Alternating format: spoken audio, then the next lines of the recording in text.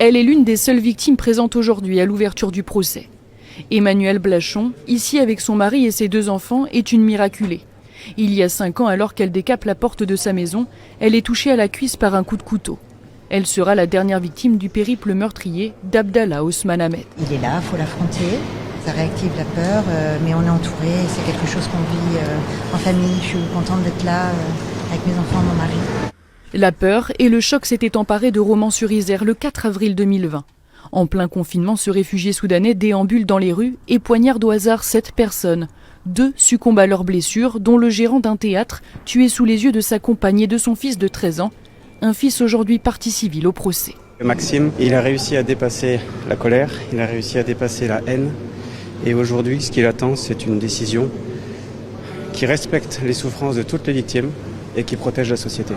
Dans le téléphone de l'assaillant, des images de propagande djihadiste sont retrouvées.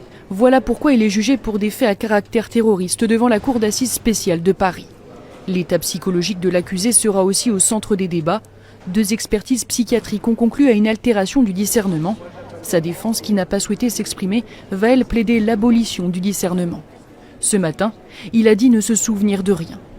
À Romans-sur-Isère, la plaie est toujours ouverte. Dans ce bar-tabac où a eu lieu une partie des attaques, les gérants sont partis. Leur successeur ressent encore l'émotion. J'ai senti que les gens étaient très traumatisés, quoi. Voici tout ce qui change en France au 1er novembre. Premier changement, début de la trêve hivernale. La trêve hivernale commence le 1er novembre 2025 et durera jusqu'au 31 mars 2026. Pendant cette période, les expulsions locatives sont interdites, même en cas de loyer impayé.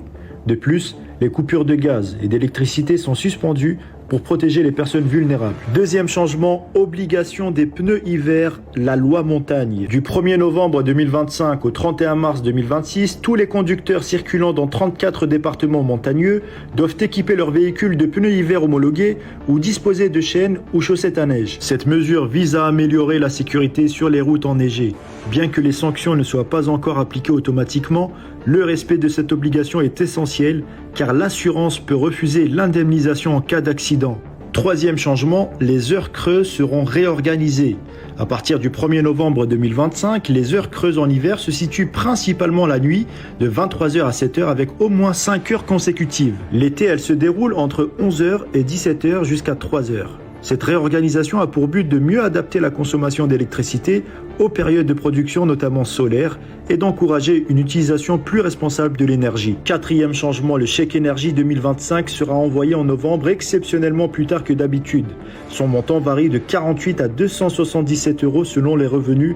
Les personnes éligibles qui ne le recevaient pas automatiquement peuvent en faire la demande jusqu'au 28 février 2026. Dernier changement, plafonnement des frais bancaires après décès. À partir du 13 novembre 2025, les frais prélevés par les banques lors du règlement d'une succession sont plafonnés à 1% du total des comptes et produits d'épargne avec un maximum absolu de 850 €. Certaines situations restent gratuites et ce plafond sera revalorisé chaque 1er janvier. Pour ne rien rater, n'oublie pas de t'abonner à Mazdak.